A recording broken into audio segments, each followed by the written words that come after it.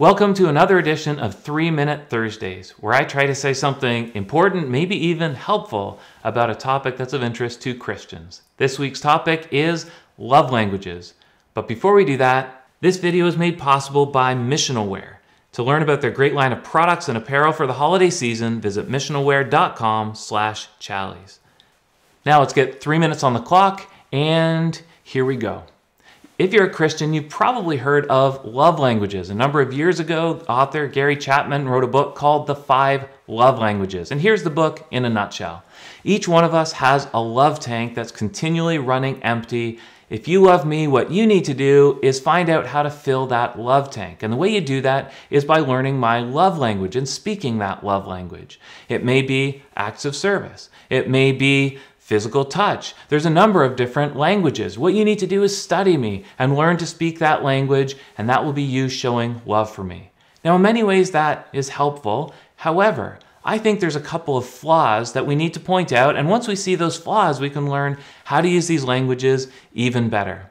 Here are the flaws. The first one is that love languages may actually simply mask selfishness. It's possible that I am actually using a love language that you appreciate in order to manipulate you so you give me love. In other words, I will speak your language so that you speak mine, or I will speak your language to the degree or the extent that you speak mine. And so this may actually be a kind of back and forth that we've negotiated, that we will speak each other's languages so honestly, primarily, we can feed our own desire to be loved.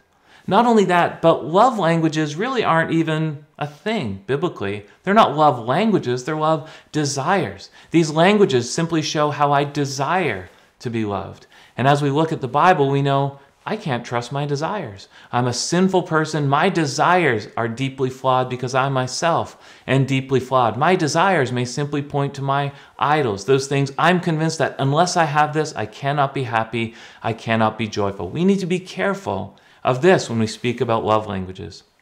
So how do we use love languages well? Well, first, we use them to point us to the variety of ways there are to be loved. If you have 5 children, chances are you've got 5 people who like to be loved in different ways. There are many ways we can give love, many ways we can receive love. And that's amazing. God has made us to be different, and it's healthy, and it's good, and it's wonderful to explore the variety of ways that we can love and be loved. The second way to redeem love languages, and I think this is the most important of all, is to look at another person and understand, how does that person want to be loved? And then turn it around and say, well, that's exactly the way that person is most likely to love me. So if that person loves physical touch, that person will touch me as a sign of love. Even if it means nothing to me, I need to learn to receive that as love. You see, so we're not primarily talking here about how to give love to one another, but how to receive love from one another. Do you see how we've turned them around? Now, how do I know that love languages are flawed and can be redeemed? Because Jesus Christ did not speak the language I wanted, he spoke the language I needed. That is the heart of the gospel. I wanted him to speak in all sorts of languages. He spoke in the language I needed most. That proves to me I cannot trust what I want. Instead, I always need to look to him and to his word. That's another edition of 3-Minute Thursdays. I hope you found it helpful.